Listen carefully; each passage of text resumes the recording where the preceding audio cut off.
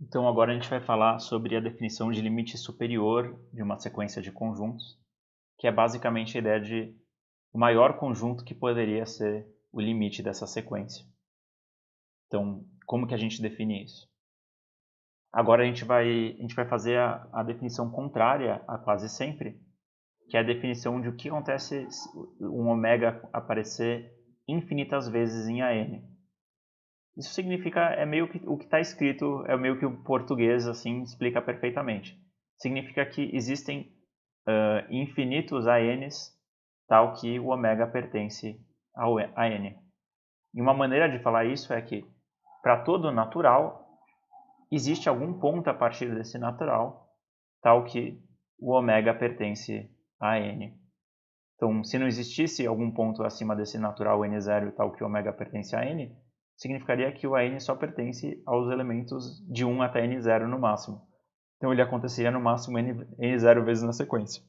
Então, aconteceria só um número finito de vezes na sequência. Agora, se a gente diz que para todo n0 existe algum n maior que n0, tal que o ômega pertence a n, então, de fato, de fato, a gente estabelece que o ômega acontece infinitas vezes em AN. E o limite superior de AN é justamente o conjunto de todos os elementos que acontecem infinitas vezes em AN. E como a gente viu, isso nos dá uma ideia sobre o maior conjunto que poderia ser o limite dos ANs. E para a gente consolidar esse conceito, a gente pode ver alguns exemplos novamente. Então aqui eu separei dois exemplos. Então vamos ver. O primeiro exemplo aqui do AN é 1, 2, 3 até o N. Então são basicamente os mesmos dois exemplos que a gente viu para o limite inferior. Então o que a gente tem aqui? A gente tem o A1 é igual a 1, o A2 é igual a 1, 2, o A3 é igual a 1, 2, 3 e assim por diante. Então os únicos elementos que acontecem nesse conjunto são naturais positivos. Então a gente já imagina que os únicos elementos que podem acontecer infinitas vezes são justamente os naturais positivos.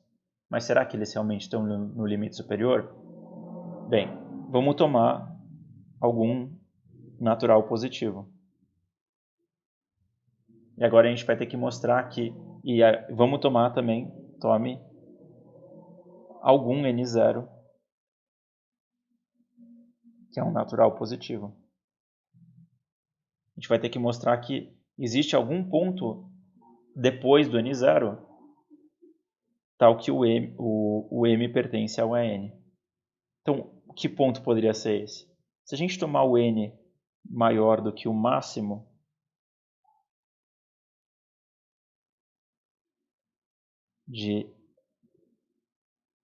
ou melhor, se a gente pegar o n não maior, mas se a gente pegar o n igual ao máximo entre n0 e m,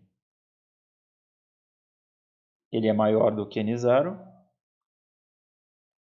e nesse caso, o AN ele é igual a 1, 2, até n, e como o n é maior do que n0 e n é maior do que m, a gente sabe que o m pertence a n.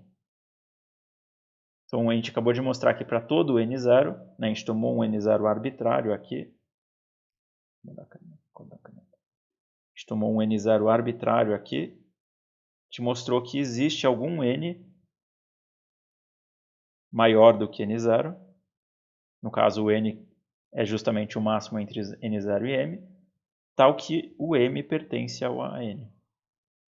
E, portanto, o m acontece infinitas vezes.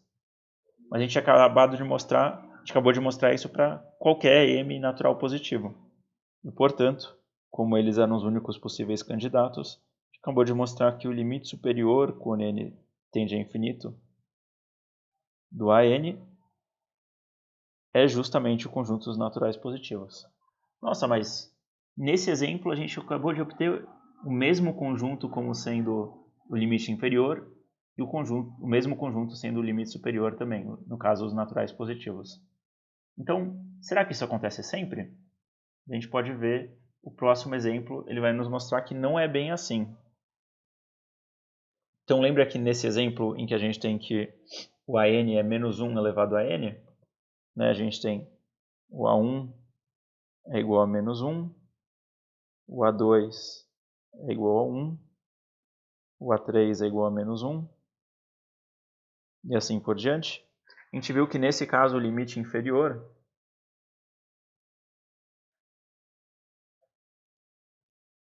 dos ANs era o conjunto vazio.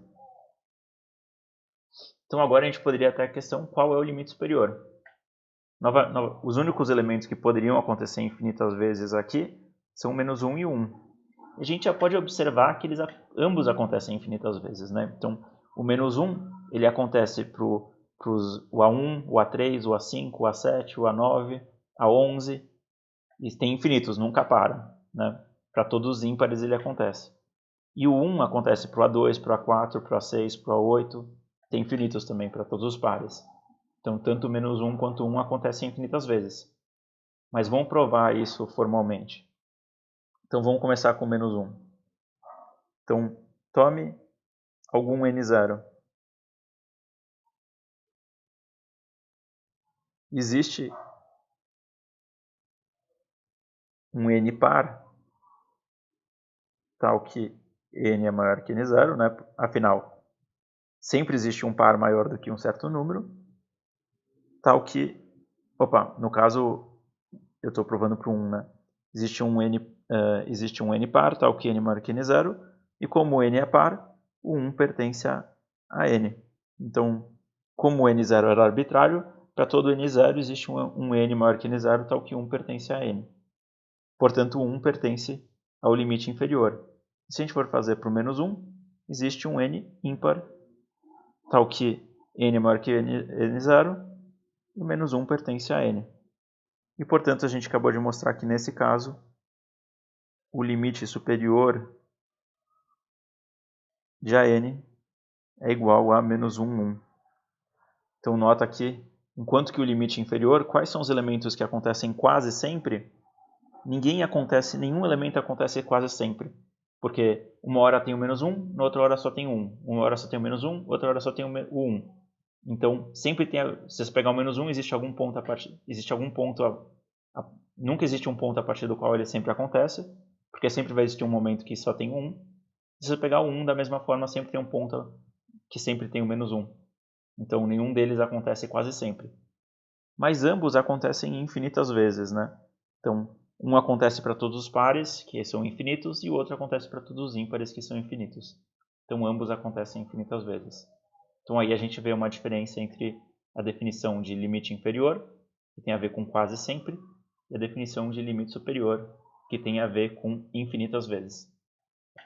Legal! E daí a gente finalmente tem a definição de limite de uma sequência de conjuntos, que é, a gente diz que o limite, quando n vai para infinito de n, está definido quando o limite inferior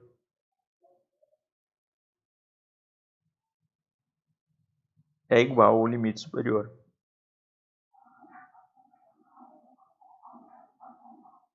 E nesse caso, como eles são iguais, o limite é justamente igual a ambos. Legal. Só que agora a gente tem que provar algumas propriedades para tudo isso fazer sentido. Então, em primeiro lugar, a gente vai dar uma caracterização alternativa para o limite inferior e para o limite superior.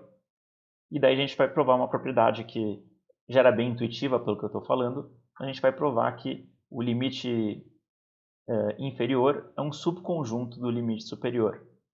Então, ele realmente é sempre menor ou igual, digamos assim, ao limite superior.